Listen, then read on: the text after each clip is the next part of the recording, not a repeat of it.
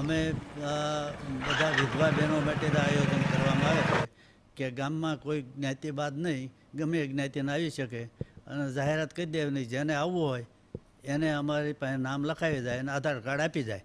એ રીતે અમારી વિધવા બહેનો માટેની જ આવી વ્યવસ્થા છે. હા, 168 લોકો જોડાણ છે.